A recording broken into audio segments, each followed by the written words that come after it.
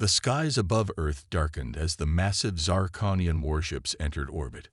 Their sleek obsidian hulls gleamed ominously in the fading sunlight, dwarfing humanity's primitive space stations and satellites. On the bridge of the flagship Eternal Dominion, Emperor Vexthor gazed upon the blue planet with cold, calculating eyes. "Pitiful creatures," he muttered, his tentacles writhing with disdain. "Open a channel to their leaders. It's time they learned their place in the galaxy." Within minutes, every screen on Earth flickered to life, broadcasting the alien emperor's imposing visage. His voice boomed across the planet, sending chills down the spines of billions.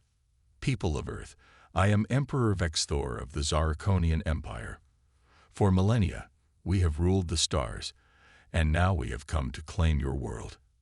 Resistance is futile.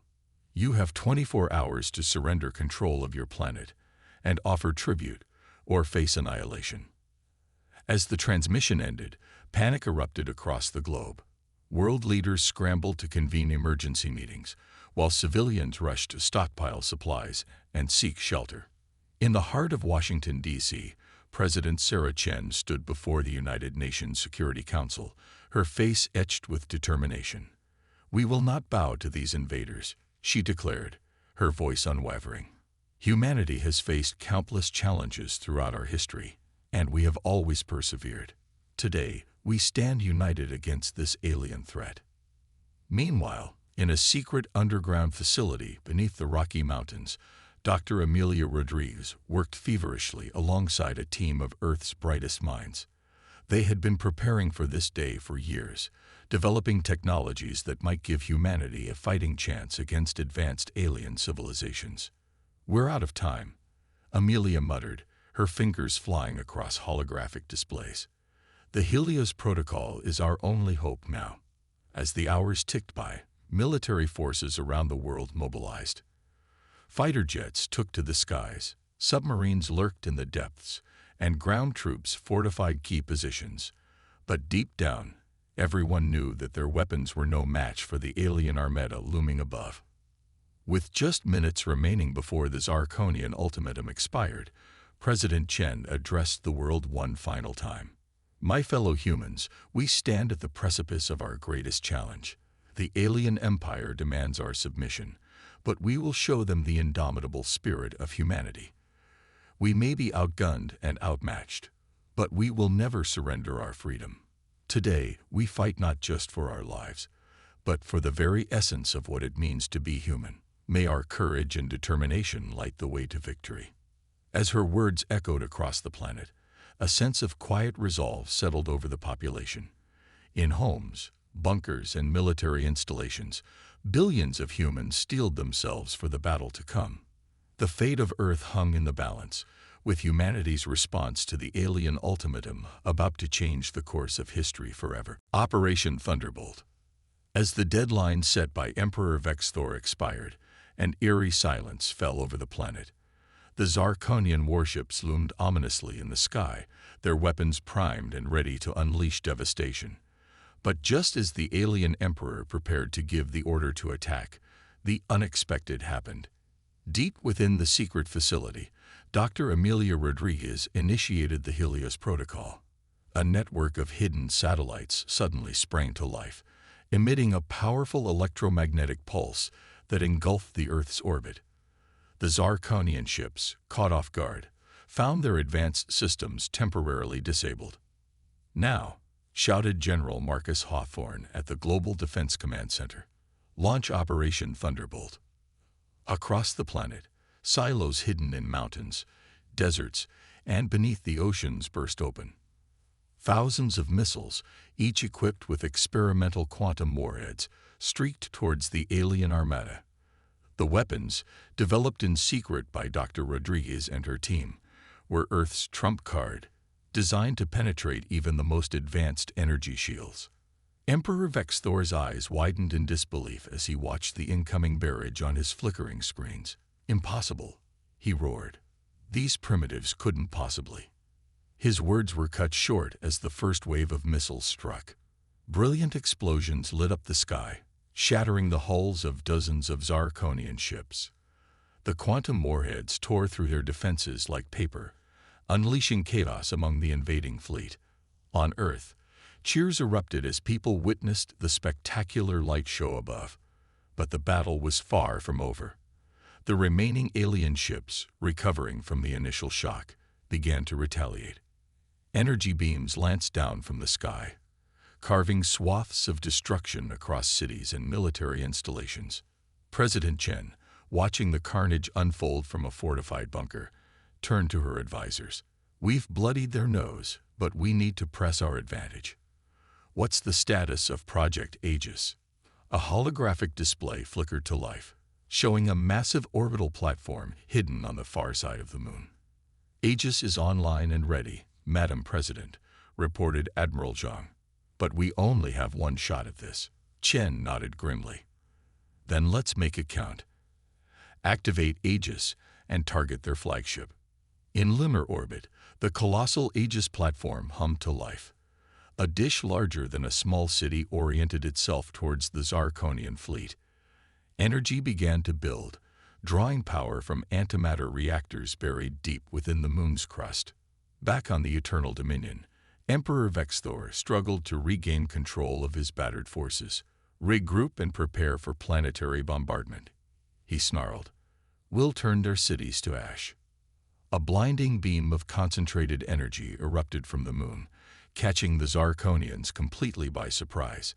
It struck the Eternal Dominion with devastating force, slicing through its hull like a hot knife through butter. Secondary explosions rippled across the massive flagship as it began to break apart. "My Emperor," cried a Zarkonian officer, "we must abandon ship." Vexthor, his pride shattered along with his vessel, reluctantly gave the order to evacuate. As escape pods jettisoned from the dying flagship, the Emperor watched in stunned silence as his invasion force crumbled before the unexpected might of humanity. On Earth, exhausted but elated humans emerged from shelters to see the remnants of the alien fleet retreating into deep space. The battle was won, but the war was far from over. As the adrenaline of victory faded, the realization dawned that humanity was now part of a much larger, more dangerous galaxy. President Chen addressed the world once more, her voice filled with cautious hope. "Today, we have shown the universe the strength of the human spirit. But our journey has only just begun. We must prepare for what comes next, for surely this is not the last we've seen of the stars." As cleanup efforts began, and the world started to rebuild, Dr. Rodriguez and her team redoubled their efforts. The Zarkonians would return, and next time, humanity would need more than just luck and improvisation to survive. Echoes of war. In the months following humanity's shocking victory over the Zarkonian invasion force, Earth underwent a radical transformation. The knowledge that we were not alone in the universe, and that advanced alien civilizations posed an existential threat, spurred unprecedented global cooperation and technological advancement. Dr. Amelia Rodriguez, now hailed as the savior of humanity, led a multinational team of scientists in reverse engineering salvage Zarkonian technology. Sprawling research complexes sprung up around crash sites, where engineers worked tirelessly to unlock the secrets of faster-than-light travel, energy shields, and weaponry far beyond human understanding. Meanwhile, General Marcus Hawthorne oversaw the formation of the United Earth Defense Force, UEDF, a global military organization tasked with protecting the planet from future extraterrestrial threats. Recruitment centers in every major city were flooded with volunteers, all eager to join the ranks of humanity's new guardians. President Chen, working with a newly formed World Council, pushed for the rapid militarization of space. The Aegis platform, which had proved so crucial in repelling the Zarkonian attack, became the centerpiece of an extensive orbital defense network. Shipyards on Earth and the Moon worked around the clock, constructing humanity's first true space fleet.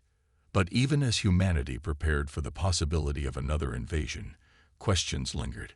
Why had the Zarkonians chosen Earth? And would they return to seek vengeance? These questions were answered sooner than anyone expected. 18 months after the failed invasion, a lone Zarkonian ship appeared at the edge of the solar system. Before the UEDF could intercept it, the vessel transmitted a message and self-destructed. The message, decrypted by Dr. Rodriguez's team, sent shockwaves through the highest levels of government. Humans of Earth, you have won a battle, but you have started a war you cannot hope to win. The full might of the Zarkonian Empire will soon descend upon your world. Your acts of defiance have sealed your fate. Prepare for extinction. As the World Council debated their next move, an unexpected visitor arrived at the White House. Lai Chen, a janitor who had worked in the building for over 2 decades, requested an urgent meeting with President Chen. To everyone's shock, he revealed himself to be a member of a secretive organization known as the Terran Guardians. Madam President, Lai explained, his eyes gleaming with an otherworldly knowledge. The Zarkonians are not the only alien race with an interest in Earth. For centuries, my organization has worked in the shadows, guiding humanity's development and protecting us from cosmic threats. But now, the time for secrecy has passed. We need your help to save not just Earth, but the entire galaxy. Lai went on to reveal a truth that would forever change humanity's understanding of its place in the universe. Earth, it turned out, was home to an ancient alien artifact of immense power, one that could tip the balance in the coming cosmic conflict. The Zarkonians had come not just to conquer, but to seize this artifact for themselves. As President Chen grappled with this earth-shattering revelation, Lai made an offer that would alter the course of human history. "We can help you prepare for the coming storm," he said, "but in return, you must join us in a greater mission. The fate of Earth is intertwined with that of countless other worlds. Will you stand with us to defend not just humanity, but all sentient life in the galaxy?" The choice before humanity was clear: remain isolated and face certain destruction, or embrace their newfound role as defenders of galactic peace. As word of this cosmic revelation spread, a new sense of purpose ignited within the human spirit. The people of Earth, once divided by borders and ideologies, now stood united in a cause greater than themselves. Dr. Rodriguez and her team redoubled their efforts, working alongside Terran Guardian scientists to unlock the secrets of the ancient artifact. General Hawthorne began training UEDF forces in tactics that would be crucial in the looming interstellar conflict, and President Chen, shouldering the weight of humanity's future, prepared to address the world with a message that would reshape the destiny of our species.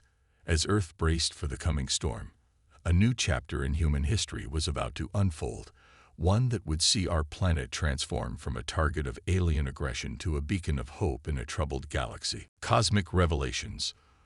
The world held its breath as President Sarah Chen stepped up to the podium, flanked by Dr. Amelia Rodriguez, General Marcus Hawthorne, and the enigmatic Lai Chen. The weight of the moment was palpable as billions tuned in to hear an announcement that would forever alter the course of human history. "My fellow citizens of Earth," President Chen began, her voice steady and resolute, "today we stand at a crossroads unlike any our species has ever faced. The recent Zarkonian invasion was not just an isolated incident, but the opening salvo in a conflict that spans the stars. We are not alone in this universe, and our planet holds a significance far beyond what we ever imagined." She went on to reveal the existence of the Terran Guardians and the ancient alien artifact hidden on Earth. As gasps and murmurs rippled across the globe, Chen continued, "We now face a choice. We can hide behind our borders and hope to weather the coming storm alone, or we can embrace our destiny as defenders of not just our world, but countless others across the galaxy." The president's words ignited a fire in the hearts of millions. Social media exploded with messages of support and unity. In cities around the world, people poured into the streets, their faces a mix of awe, determination, and hope. Humanity, it seemed, was ready to take its place among the stars. With the truth now public, the Terran Guardians emerged from the shadows to work openly alongside Earth's governments and scientific institutions. Lai Chen, serving as their ambassador, shared knowledge that had been kept secret for millennia. Ancient star charts, records of long-lost alien civilizations, and technologies beyond human comprehension were now at humanity's disposal.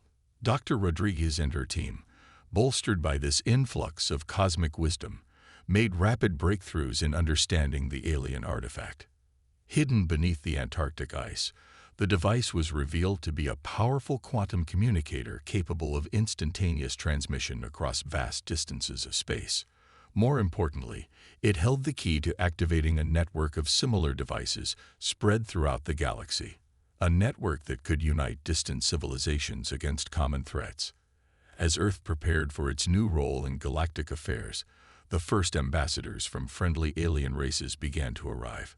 The Arcturians, a species of benevolent energy beings, offered to share their advanced healing technologies. The Pleiadian Alliance, masters of faster-than-light travel, agreed to help upgrade Earth's fledgling space fleet. Each new encounter expanded humanity's understanding of the cosmos and our place within it. But even as Earth forged these new alliances, the threat of the Zarkonian Empire loomed large.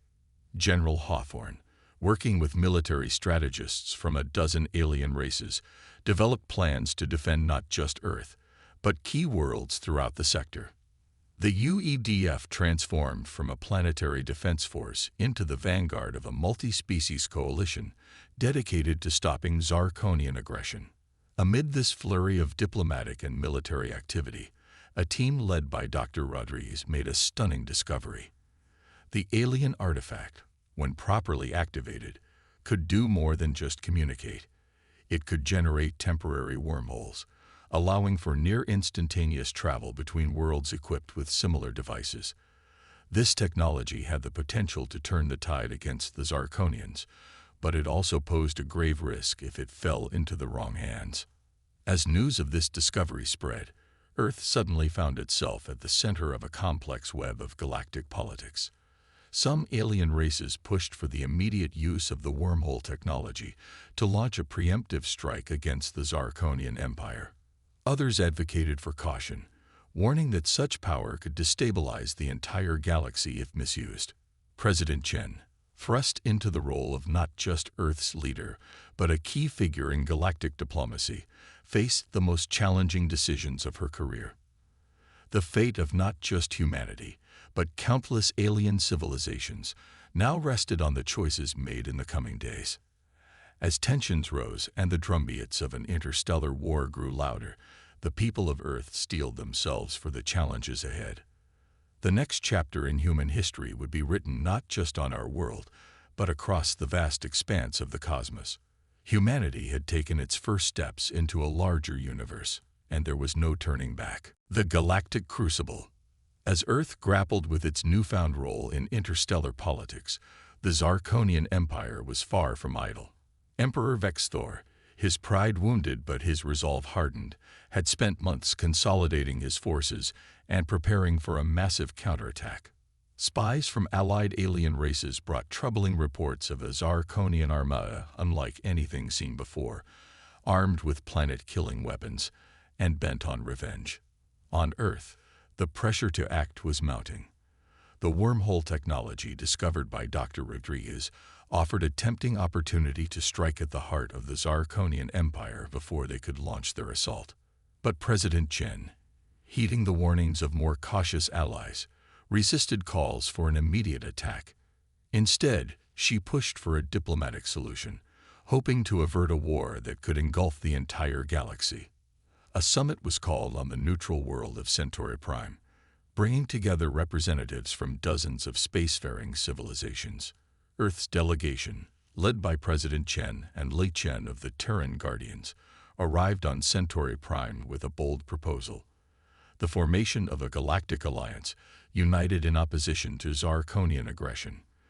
The plan called for shared defense technologies, open trade routes, and a mutual aid pact that would see member worlds come to each other's defense in times of crisis.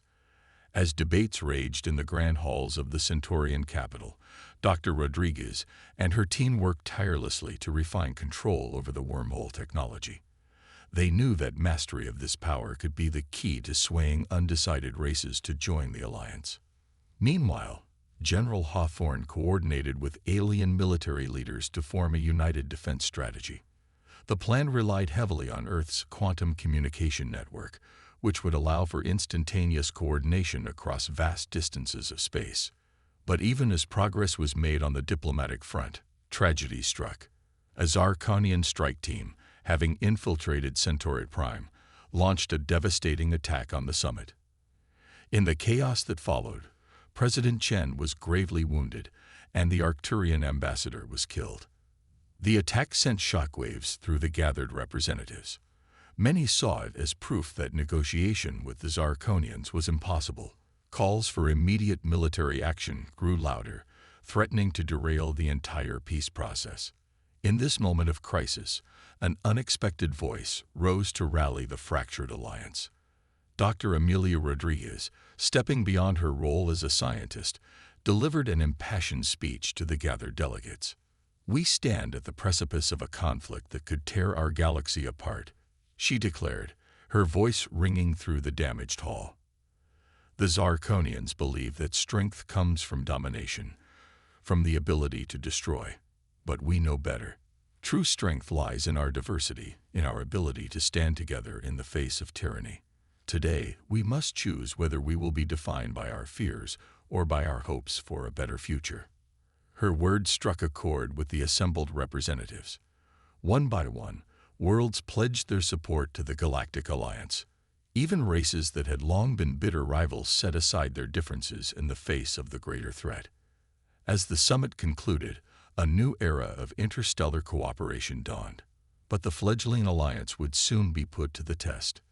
Long-range sensors detected a massive Zarkonian fleet approaching the edges of Alliance space. The time for preparation was over. The final battle for the fate of the galaxy was about to begin.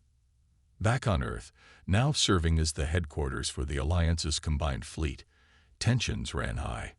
Dr. Rodriguez and her team worked around the clock to bring the wormhole network online, knowing it could be the key to victory. General Hawthorne coordinated with alien commanders, positioning defensive fleets at key strategic points.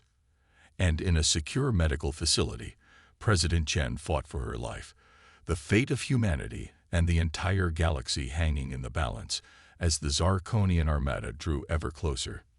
The stage was set for a confrontation that would determine the course of galactic history. As ships from 100 worlds gathered in Earth's orbit, the question on everyone's mind was clear. Could this unlikely alliance of diverse species stand against the might of the Zarkonian war machine? The answer would soon be written in the stars themselves. The battle for tomorrow. The tension in Earth's orbit was palpable as the combined fleet of the Galactic Alliance waited for the approaching Zarkonian armada.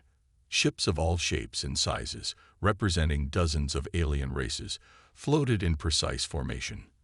At the center of it all was humanity's flagship, the UES Defiant, commanded by General Marcus Hawthorne. On the bridge of the Defiant, Hawthorne stood before a holographic display of the battlefield, his face etched with determination. "All ships, report in," he ordered, his voice calm despite the gravity of the situation. One by one, alien commanders confirmed their readiness. The diversity of the fleet was staggering. Sleek Pleiadian cruisers, massive Arcturian healing ships, and even the crystalline vessels of the enigmatic Andromedans. It was a testament to the unifying power of the alliance that Dr. Rodriguez and President Chen had worked so hard to build. Suddenly, alarms blared across the fleet. Multiple hyperspace signatures detected, called out a sensor officer. "The Zarkonian fleet has arrived." The space before them seemed to ripple and tear as hundreds of Zarkonian warships emerged from faster-than-light travel. At their center was a behemoth that dwarfed even the largest Alliance vessels, the Eternal Retribution, Emperor Vexthor's new flagship. "All ships, battle stations," Hawthorne commanded. "Remember the plan. We need to hold them off long enough for Dr. Rodriguez to activate the wormhole network." As the two fleets clashed in a dazzling display of energy weapons and explosions, the real battle was taking place far below, deep within a hidden facility beneath the Antarctic ice. Dr. Amelia Rodriguez stood before the ancient alien artifact, her hands flying over holographic controls as she worked to unlock its full potential. Lai Chen of the Terran Guardian stood nearby, his normally calm demeanor showing signs of stress. "How much longer, Doctor?" Lai asked, glancing nervously at a live feed of the space battle raging above. "Almost there," Rodriguez replied through gritted teeth. "The calculations have to be perfect, or we risk tearing apart the fabric of space-time itself." Back in orbit, the Alliance fleet was taking heavy losses. The Zarkonian weapons were more powerful than anticipated, cutting through energy shields like they were paper. General Hawthorne watched with growing despair as ship after ship winked out of existence. "Where are those wormholes, Rodriguez?" he muttered, knowing full well she couldn't hear him. As if in answer to his plea, a series of massive, swirling vortexes suddenly appeared throughout the battlefield. Alliance ships, pre-programmed with the necessary coordinates, began diving through these spatial shortcuts, emerging behind the Zarkonian lines and catching them in a devastating crossfire. "It worked," Rodriguez exclaimed, pumping her fist in triumph. "The wormhole network is online." The tide of battle began to turn. Zarkonian ships, caught off guard by the sudden shift in tactics, found themselves surrounded and outmaneuvered. But Emperor Vexthor was not about to admit defeat so easily. "Enough of this," the alien tyrant snarled from his command throne. "Prepare the Nova Cannon. We'll reduce this pitiful planet to ash." The Eternal Retribution's bow began to glow with an ominous light as it powered up its planet-killing weapon. Alliance ships scrambled to intercept, but it seemed they would be too late. In that moment of crisis, a familiar voice crackled over the comm system. "This is President Chen to all Alliance ships. Stand firm. Hope is not lost." From the far side of the moon, a massive shape emerged. It was Aegis, the orbital defense platform that had proved so crucial in Earth's initial defense. But now it was different, upgraded with technology from a dozen alien races. "Fire the Harmony beam," Chen ordered, her voice strong despite her recent brush with death. A blinding beam of pure energy lanced out from Aegis, catching the Eternal Retribution just as it prepared to fire its Nova Cannon. The two titanic energies clashed in space, creating a light show visible from the surface of Earth. For a moment, it seemed the two forces were evenly matched. Then, with a final surge of power, the Harmony beam overpowered the Zarkonian weapon. The Eternal Retribution's hull buckled and split, secondary explosions rippling along its length. "All ships, converge on the enemy flagship," Hawthorne ordered. "Let's end this, once and for all." As Alliance vessels closed in from all sides, Emperor Vexthor realized the battle was lost. With a roar of defiance, he activated his ship's self-destruct sequence, determined to take as many of his enemies with him as possible. The resulting explosion was visible from light years away, marking the end of the Zarkonian threat and the dawn of a new era for the galaxy. As the dust settled and the Alliance fleet regrouped, a sense of disbelief settled over the survivors. Against all odds, they had emerged victorious. The cosmos would never be the same again. A new horizon. In the days following the Battle of Earth, as it came to be known, the full impact of the victory began to sink in. The Zarkonian Empire, once the scourge of the galaxy, had been decisively defeated. Emperor Vexthor was presumed dead, and the remaining Zarkonian forces were in disarray, retreating to the farthest reaches of known space. On Earth, the mood was one of cautious celebration. The planet had survived its trial by fire, emerging as a key player in galactic affairs. But the cost had been high. Cities around the world bore the scars of Zarkonian attacks, and countless lives had been lost in the conflict. In a solemn ceremony broadcast across Earth and to allied worlds, President Sarah Chen addressed the survivors. Her face, still bearing the marks of her recent injuries, was a testament to the hardships they had endured. "Today, we honor those who gave their lives so that we might have a future," she began, her voice strong and clear. Human and alien alike, they stood together against tyranny and oppression. Their sacrifice will not be forgotten." As she spoke, holographic images of the fallen appeared behind her, faces of every shape and hue, some recognizably human, others wildly alien.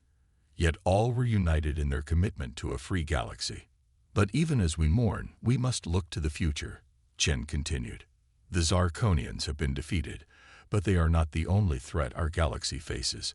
The Galactic Alliance, forged in the crucible of war, must now work to build a lasting peace." In the weeks that followed, representatives from hundreds of worlds convened on Earth to draft the Galactic Charter. This historic document would lay the foundation for a new era of cooperation and mutual defense among spacefaring civilizations. Dr. Amelia Rodriguez, hailed as one of the architects of victory, led efforts to share the wormhole technology with Alliance members. "This network will be the threads that bind our galaxy together," she explained to a group of alien scientists. "Not for war, but for exploration, trade, and the free exchange of ideas." Meanwhile, General Marcus Hawthorne oversaw the formation of the Galactic Peacekeeping Force.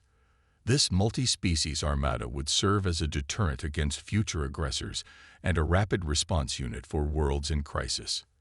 But perhaps the most profound changes were happening on a personal level.